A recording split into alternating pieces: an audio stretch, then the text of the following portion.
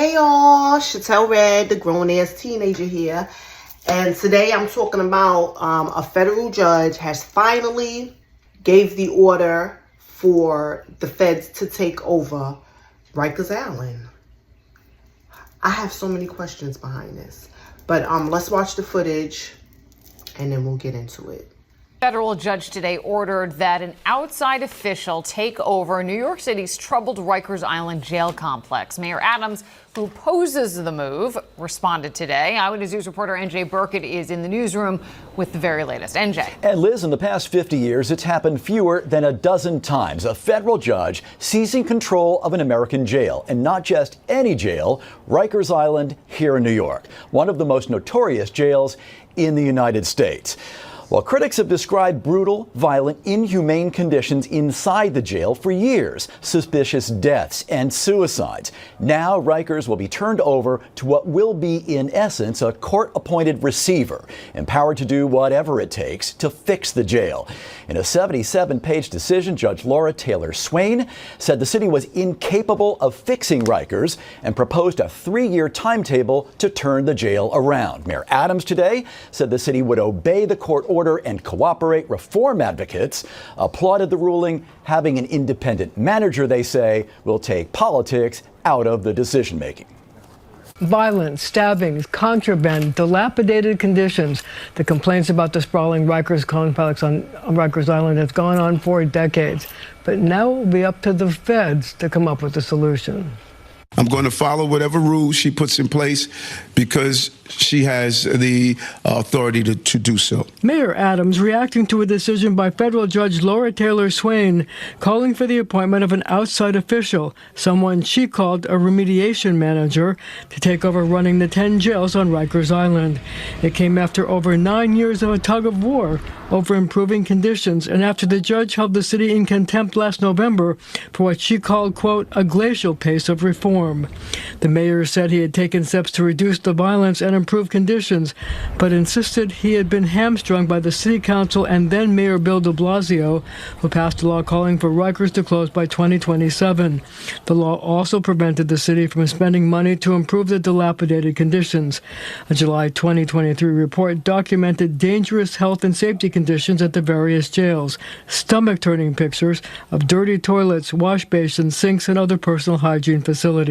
Because of the 2027 law that was passed, we cannot put money into capital improvements on Rikers. So when you look at the women's locker room, it's disgusting.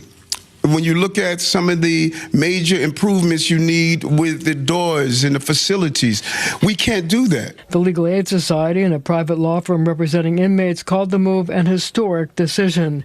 This appointment, they said, marks a critical turning point, an overdue acknowledgement that city leadership has proven unable to protect the safety and constitutional rights of incarcerated individuals. So if the federal judge made a determination that they want to do something else and they don't like what we're doing, it's the federal judge. We're going to follow the rules. Meanwhile, the Correction Officers Union says it will work with any new manager selected by the court, as long as the manager realizes that the path to a safer jail system begins with supporting correction officers. Christine, Jess? Marcia, you mentioned in your report about that law that was passed that made mandatory for Rikers to close in 2027. Will that actually happen? Probably not. But that's because they have to build 4 community jails, and the construction is way behind schedule. Also, they're not big enough.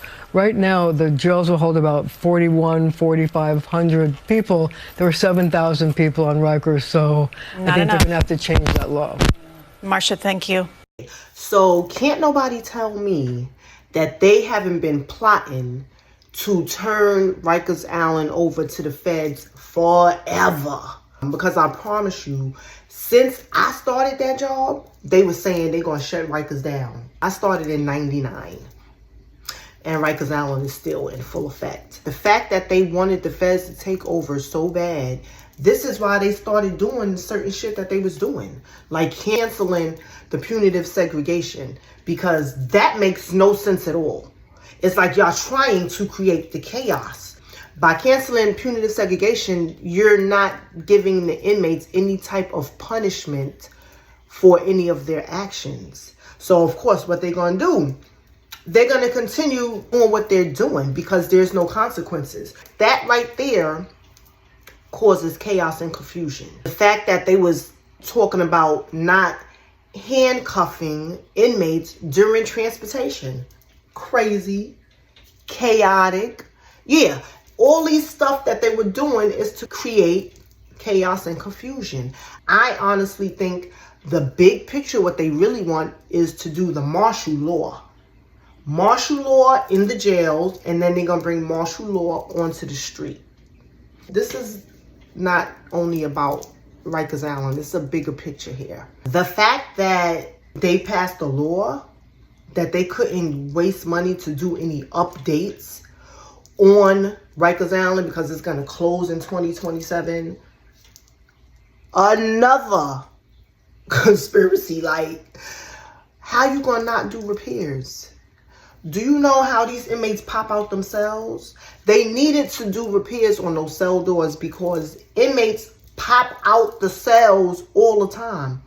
The cells are not really secure.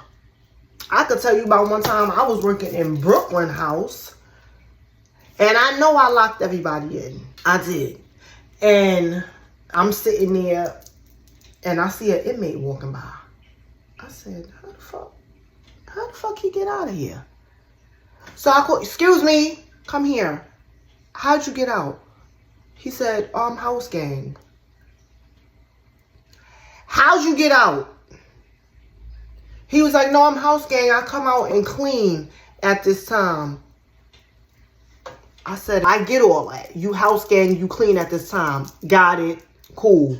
How did you get out the cell? Because I know I locked it. He said, no, you didn't lock it. Bullshit. But that's just an example how shit is dangerous. So many things could happen with cells not being able to lock. And talking about the conditions that people are working under, the conditions that people are living under. Horrible. Disgusting.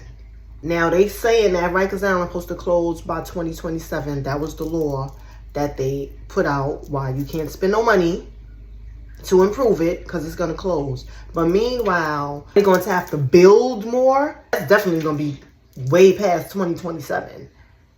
Because she already said the facilities is too small. Rikers Island has too many inmates on there to put them in those facilities. Now are y'all going to put some of the inmates back on the street before their time is up?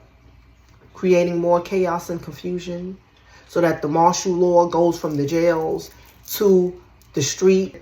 This is all a big plot.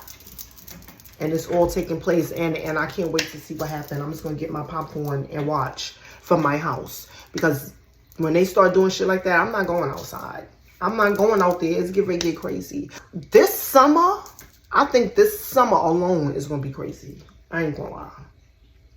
But get your popcorn, people, and let's just watch the show because that's what we could do. So if the feds is taking over now, is this going to turn correction officers in the city from the city job to a federal job?